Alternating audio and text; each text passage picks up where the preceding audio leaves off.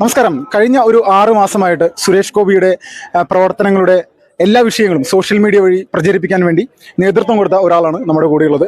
നിഷ ചേച്ചിയാണ്. നമസ്കാരം.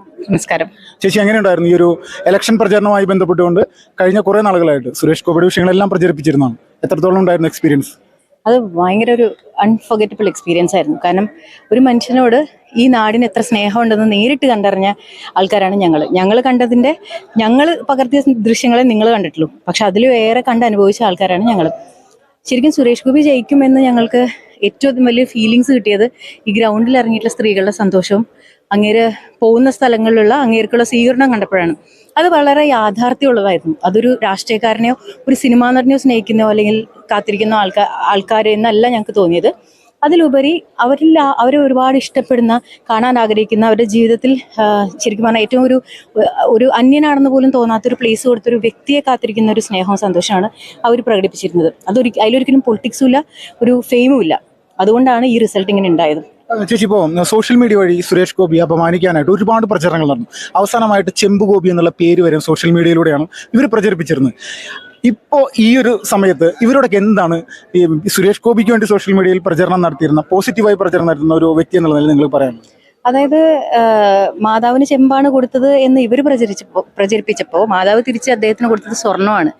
അതായത് അത്രയും സ്വർണം പോലെ സ്നേഹവും അത്രയും വലിയൊരു വിജയമാണ് മാതാവ് തിരിച്ചു കൊടുത്തത്. അപ്പോൾ ആരുടെ ഭാഗത്താണ് സത്യമെന്ന് ഇതിലും വലിയൊരു ഉദാഹരണം വേണ്ടല്ലോ. ശരിക്കും ഇവർക്ക് മനസ്സിലാവാത്തത്, രാഷ്ട്രീയവും ഭക്തിയും തമ്മിൽ കളർത്തുമ്പോൾ ഇവർക്ക് മനസ്സിലാവാത്ത കാര്യം എന്താ വെച്ചാൽ, ഈ ചെമ്പ് ഗോപിയെ എന്ന് ആക്ഷേപിക്കുമ്പോൾ അത് സുരേഷേട്ടനെ മാത്രമല്ല ചെന്നുകൊണ്ടിരുന്നത്. ലൂർദ് പള്ളി മാതാവിന്റെ ഭക്തരായ ഒരുപാട് പേരുണ്ട്. അവരുടെ ചിന്തയിൽ അവരുടെ മാതാവിന് സ്വർണ്ണത്തിന് ആക്രാന്തം പിടിച്ച് കിടക്കുന്ന ഒരാളല്ല. എന്ത് വഴിപാട് കൊടുത്താലും സന്തോഷത്തോടെ സ്വീകരിക്കുന്ന അവരുടെ മാതാവിനെ കൂടി ചേർത്താണ് ഇവർ അധിക്ഷേപിക്കുന്നതെന്ന് ഇവർക്ക് മനസ്സിലാക്കാൻ കുറച്ചു കാലം കഴിഞ്ഞു. അപ്പോഴേക്കും ദ ഡാമേജ് വാസ് ഡൺ. അതിന്റെ റിസൾട്ടാണ് ഈ കാണുന്നത്, സ്വർണം പോലെ. ഇപ്പോൾ ഇന്ന് കെ മുരളീധരൻ ഒരു പ്രസ്താവന നടത്തിയിട്ടുണ്ട്. അദ്ദേഹം പറഞ്ഞിരിക്കുന്നത് സുരേഷ് ഗോപി ചെയ്ത നല്ല കാര്യങ്ങൾ തിരിച്ചറിയാൻ വൈകി എന്നുള്ളതാണ്. തോൽവിക്ക് ശേഷമുള്ള കുറ്റസമ്മതമാണത്. ഓക്കെ, സുരേഷ് ഗോപി ചെയ്ത് നല്ല കാര്യങ്ങൾ തിരിച്ചറിയാൻ വൈകിയെങ്കിൽ അദ്ദേഹത്തിന് എന്തെങ്കിലും ഒരു ബോധക്കുറവോ അല്ലെങ്കിൽ അറിവ് കുറവോ ഉണ്ടായിക്കണം. സുരേഷ് ഗോപി ഇന്നും ഇന്നലെ അല്ല, അല്ലെങ്കിൽ രാഷ്ട്രീയത്തിൽ വന്നോ തൃശ്ശൂർക്ക് മത്സരിക്കാൻ വന്നതിന് ശേഷം നല്ല കാര്യങ്ങൾ ചെയ്യാൻ തുടങ്ങിയ ആളല്ല.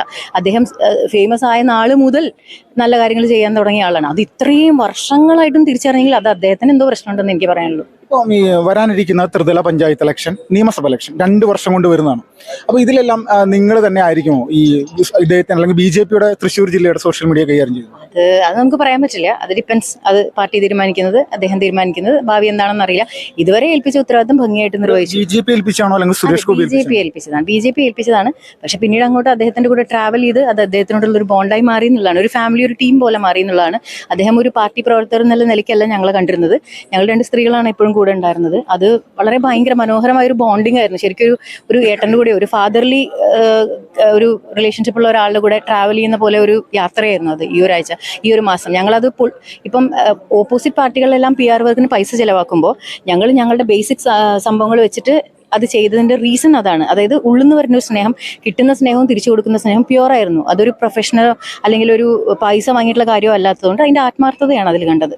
ഇപ്പോൾ ഈ തൃശ്ശൂർ ജില്ലയിലെ പഞ്ചായത്തുകൾ എടുത്ത് നോക്കിക്കഴിഞ്ഞാൽ അതിൽ ഏറ്റവും ദരിദ്രമായിട്ടുള്ള, ഒരു വികസനവും എത്താത്തൊരു പഞ്ചായത്താണ് നിലവിലെ സുനിൽകുമാർ LDF-ന്റെ സ്ഥാനാർത്ഥിയുടെ പഞ്ചായത്തായ അന്തിക്കാട്. ഇത് നമ്മൾ വെറുതെ ഇങ്ങനെ നാവ് കൊണ്ട് പറഞ്ഞു കഴിഞ്ഞാൽ ആരും വിശ്വസിക്കാറില്ല. അത് BJP നടത്തുന്ന ഒരു ആരോപണമാണ് എന്നുള്ള രീതിയിൽ മാത്രമേ കാണാറ്. പക്ഷെ അത് കൃത്യമായിട്ടുള്ള തെളിവുകളോടുകൂടി നിങ്ങളത് പുറത്തു കൊണ്ടുവന്നിരുന്നു. ഞാനടക്കമുള്ള മാധ്യമപ്രവർത്തകരെല്ലാവരും അതിൽ ആ വിഷയം എടുത്ത് യൂട്യൂബിലും മറ്റ് സോഷ്യൽ മീഡിയയിൽ ഇട്ടിരുന്നു. ഇത് കൊണ്ടുവരാൻ യഥാർത്ഥത്തിൽ നിങ്ങൾ സഹായിച്ചു അവരുടെ BJP-യുടെ കാര്യകർത്താക്കളുണ്ട്? അതെ, തീർച്ചയായും. അതെ, നമ്മൾ സുരേഷ് ചേട്ടൻ്റെ പോസിറ്റീവ്സ് പുഷ് ചെയ്യാന്ന് പറഞ്ഞാൽ അതിനിപ്പോൾ എല്ലാവർക്കും അറിയാവുന്ന കാര്യങ്ങളാണ്. അതൊക്കെ നമ്മൾ പ്രത്യേകിച്ചൊന്നും പറയാനില്ല. പക്ഷെ അതിനൊപ്പം തന്നെ ഒരു വലിയ ഒരു ബലൂൺ കണക്കിനാണ് സുനിൽ ചേട്ടനെ ഇവിടെ ലാൻഡ് ചെയ്തത്. അവർ എന്തോ തൃശ്ശൂരുകാരുടെ എന്തോ വലിയൊരു സംഭവമാണെന്നുള്ള നിലയ്ക്ക്. അപ്പം നമ്മൾ അതെന്താണ്, അത് സത്യമാണോ എന്ന് അന്വേഷിച്ച് പോയപ്പോൾ അവർ തന്നെ ഇറക്കിയ 27 പോയിന്റ്സ് ഉള്ളൊരു പുള്ളിക്കാരൻ ചെയ്തു വെച്ചു എന്ന് പറഞ്ഞ പ്രവർത്തികൾ നമ്മളൊന്ന് അന്വേഷിച്ച് നോക്കിയപ്പോൾ എല്ലാം വഴിക്ക് വെച്ച് മുടങ്ങിപ്പോയതോ നാട്ടുകാരെ കാശ് മുടക്കി കളഞ്ഞതോ ആയിട്ടുള്ള കാര്യങ്ങളാണ്. അവിടെ നിന്ന് നമ്മൾ ആ ാണ് പുള്ളിയുടെ അന്തിക്കാട്ടിലേക്ക് എത്തിയത്.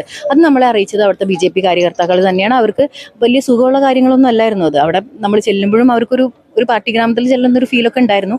അവിടെ ഞങ്ങളെ സഹായിച്ചവർക്കും അതിന്റെ ബുദ്ധിമുട്ടുണ്ടായിരിക്കാം. പക്ഷെ ഇപ്പൊ ജയിച്ച സ്ഥിതിക്ക് അവരൊക്കെ സേഫാണ്, ഞങ്ങളും സേഫാണ്. പക്ഷെ അതൊരു വലിയൊരു റിവലേഷൻ ആയിരുന്നു ഞങ്ങൾക്കും ഈ നാട്ടുകാർക്കും. ഈ കാണുന്ന ആകാശക്കോട്ടയല്ല സുനിച്ചേട്ടൻ, അദ്ദേഹത്തിന്റെ പഞ്ചായത്തിൽ പോലും ഒരു വികസനം എത്തിക്കാൻ ശ്രദ്ധിക്കാത്തൊരു നായകനായിരുന്നു. പ്രത്യേകിച്ച് CPM-ന്റെ ഒരുപാട് നേതാക്കൾ ആ നാട്ടിൽ നിന്ന് ഉണ്ടായിട്ട് അതുകൊണ്ടായിരിക്കണം ഈ ഒരു ഇലക്ഷനിൽ മാത്രം 400 പരം വോട്ടിന് 1985 ശേഷം മറ്റൊരു പാർട്ടി ലീഡ് ചെയ്യുന്നത്. അത് സുരേഷ് ഏട്ടനാണ്. ഇപ്പോൾ നമ്മൾ ഈ തൃശ്ശൂരിലെ CPM-ന്റെ പാർട്ടി ഗ്രാമം അത് സുരേഷ് ഗോപി വലിയ രീതിയിൽ കയ്യേറി എന്ന് തന്നെ പറയാം. കാരണം വോട്ടിന്റെ അടിസ്ഥാനത്തിൽ വലിയ മാർജിനിൽ പല ബൂത്തുകളിലും ഇടതുപക്ഷത്തിന് വലിയ സ്വാധീനമുള്ള ബൂത്തുകളിൽ പോലും സുരേഷ് ഗോപി ലീഡ് ചെയ്തു. ഇത് BJP-യോടുള്ള താല്പര്യമാണോ, അല്ലെങ്കിൽ സുരേഷ് ഗോപി എന്ന് പറയുന്ന വ്യക്തിയോടുള്ള ആ ഒരു താല്പര്യമാണോ ജനങ്ങൾക്ക്? ഫസ്റ്റ് നമ്മൾ ക്രെഡിറ്റ് കൊടുക്കുന്നത് സ്ത്രീകൾക്ക് പുള്ളിയോടുള്ള സ്നേഹമാണ്. എല്ലാ രാഷ്ട്രീയ പാർട്ടികളുടെയും എല്ലാ ജാതി മത ഭേദമന്യേ എല്ലാവരുടെ വീട്ടിലെ സ്ത്രീകളുടെയും വോട്ട് വാങ്ങിയിട്ടാണ് അദ്ദേഹം ഇത്രയും വലിയൊരു ഭൂരിപക്ഷം നേടിയത്. രണ്ടാമത്തെ കാര്യം, BJP എന്ന പാർട്ടിയോട് നമ്മുടെ നാട്ടിൽ ഇവര് നമ്മൾക്ക് സൃഷ്ടിച്ചു വെച്ചിരുന്നൊരു പുകമറയുണ്ട്. അത് പതുക്കെ പതുക്കെ മാഞ്ഞു തുടങ്ങി. അത് മോഡി ഭരണത്തോടെ ആൾക്കാർ കൂടുതൽ ശ്രദ്ധിക്കാനും കാര്യങ്ങൾ അറിയാനും തുടങ്ങിയതോടെ നന്നായിട്ട് മാറി തുടങ്ങിയെന്നും ആ പാർട്ടിയുടെ ഒരു ഐത്വം ഇവർ സൃഷ്ടിച്ചു വെച്ചത് മാറി അതിനോട് അടുക്കാൻ ആൾക്കാർ മനസ്സുകൊണ്ട് ശ്രമിക്കുന്നു അല്ലെങ്കിൽ ശ്രദ്ധിക്കുന്നു എന്നുള്ളതിന്റെ ഒരു സൂചന. താമര ചിഹ്നത്തിന് വോട്ട് ചെയ്യാനുള്ള ഒരു മടി കേരളത്തിലെ ജനങ്ങൾക്ക് വർഷങ്ങളായിട്ടുണ്ട്. BJP-യുടെ സ്ഥാപക സമയം മുതൽക്ക് തന്നെ ഉണ്ട്. ഇതൊരു ഹിന്ദു വർഗീയ പാർട്ടിയാണ്, ക്രിമിനൽസ് ഒരുപാടുണ്ടെന്നുള്ള പ്രചരണം ഇങ്ങനെ വ്യാപകമായിട്ട് ചേർന്നു. ഈ തവണത്തെ പാർലമെന്റ് ഇലക്ഷനോട് കൂടി അതിനൊരു മാറ്റമുണ്ടായി എന്നുള്ളത് തൃശ്ശൂരിലെ വിജയം കൊണ്ട് നമ്മൾക്ക് കൃത്യമായിട്ട് അത് ശരിയാണെന്ന് പറയാൻ പറ്റും. തീർച്ചയായും പറയാൻ പറ്റും. കാരണം ഇപ്പൊ ജയിച്ചത് സുരേഷ് ഏട്ടൻ മാത്രമാണെങ്കിലും ലീഡ് ചെയ്തതും സെക്കൻഡ് സ്ഥാനത്തേക്ക് വന്നതും വോട്ട് ശതമാനം കൂട്ടിയതും ഒരുപാട് മണ്ഡലങ്ങൾ ജില്ലകളിലുണ്ട്. പിന്നെ മാത്രമല്ല, കണ്ണൂർ പാർട്ടി ഗ്രാമത്തിൽ പോയാൽ പോലും നിങ്ങൾക്ക് വോട്ട് ഷെയർ BJP-ക്ക് കൂടിയത് എന്ന് കാണാം. അതിന്റെ മെയിൻ റീസൺ എന്താ വെച്ചാൽ കേന്ദ്ര ഭരണത്തെക്കുറിച്ച് ആളുകൾ ഇങ്ങോട്ട് അറിഞ്ഞു തുടങ്ങി. നിങ്ങൾ പറഞ്ഞു കൊടുക്കുന്നതല്ല, ഞങ്ങൾ അന്വേഷിക്കുന്നതാണ് സത്യം എന്ന് ആൾക്കാർ തിരിച്ചറിഞ്ഞു തുടങ്ങി. മോഡി പ്രഭാവം എന്നുകൂടി പറയാം.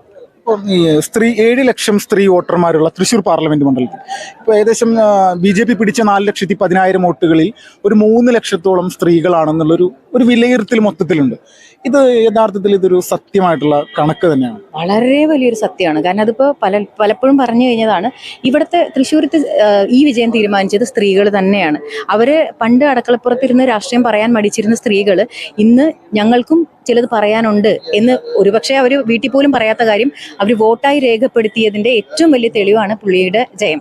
അതിൽ എല്ലാ ആൾക്കാരുടെയും വീട്ടിലെ എല്ലാ രാഷ്ട്രീയ പാർട്ടികളുടെയും വീടുകളിൽ സ്ത്രീകളുണ്ട്. അതായത് ഒരു ഗ്രഹനാഥന്റെ രാഷ്ട്രീയമല്ല ആ വീട്ടിലെ രാഷ്ട്രീയം തീരുമാനിക്കുന്നത് എന്ന് ഒരു സ്ത്രീപക്ഷ നിലപാടെടുത്ത് മുന്നോട്ട് വന്ന സ്ത്രീകളാണ് ഇപ്പൊ തൃശ്ശൂരിലുള്ളത്. പ്രബുദ്ധത നേടിയ റിയൽ പുരോഗമനം ചിന്തിക്കുന്ന സ്ത്രീകൾ. അവർക്ക് അവരുടേതായ വ്യക്തമായ കാഴ്ചപ്പാടുണ്ട്.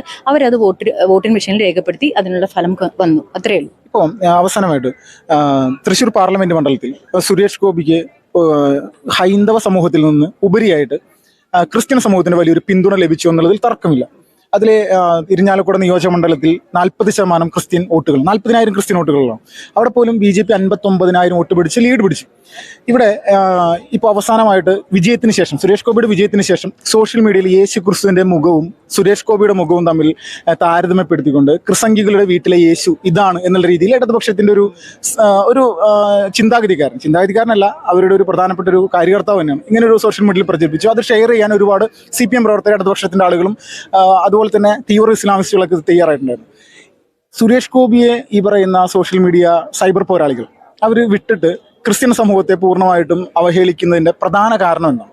അതിന്റെ മെയിൻ റീസൺ എന്താ വെച്ചാൽ അവരുടെ ഒരു ധാരണ എന്താ വെച്ചാൽ ഇവിടെ കോൺഗ്രസിന് കുത്തിയിരുന്ന ക്രിസ്ത്യൻ സമൂഹം മുഴുവൻ BJP-ക്ക് ഇപ്പൊ കുത്തിയെന്നും അതാണ് സുരേഷ് ഏട്ടന്റെ വിജയത്തിന് പിന്നിൽ എന്ന് അവർ വിശ്വസിക്കുന്നു. അതിലിപ്പോ വിശ്വസിക്കുന്ന തെറ്റൊന്നുമില്ല. പക്ഷെ മെയിൻ തിങ് എന്താ വെച്ചാൽ അതൊരു സത്യമാണ്. കാരണം ഇവിടുത്തെ ക്രിസ്ത്യൻ സമൂഹം ഇവിടുത്തെ CPM ഭരണത്തിൽ കുറച്ച് ഇൻസെക്യൂർ ആണ്. അവരുടെ ഇസ്ലാം പ്രീണനം കൊണ്ടായിരിക്കണം അവർ കുറച്ച് ഇൻസെക്യൂർ ആണ്.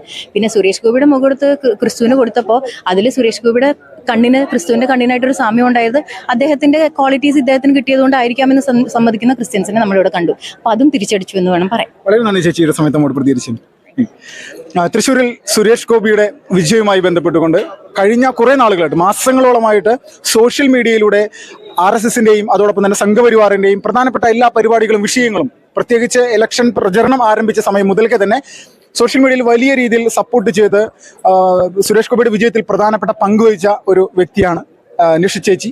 അപ്പോൾ ഇതിൽ ഏറ്റവും വലിയ രീതിയിൽ വരാനിരിക്കുന്ന നിയമസഭാ തെരഞ്ഞെടുപ്പിലും തദ്ദേശ സ്വയംഭരണ സ്ഥാപനങ്ങളിലേക്കുള്ള തിരഞ്ഞെടുപ്പിലും ഇതുപോലെയുള്ള പ്രവർത്തനങ്ങൾ ചെയ്താൽ BJPക്ക് നേട്ടമുണ്ടാക്കാൻ സാധിക്കുമെന്നുള്ള പ്രതീക്ഷയിലാണ് ഇവരെല്ലാവരും. തൃശ്ശൂരിൽ നിന്നും വിപിൻലാൽ, ഫാസ്റ്റ് റിപ്പോർട്ട്സ്.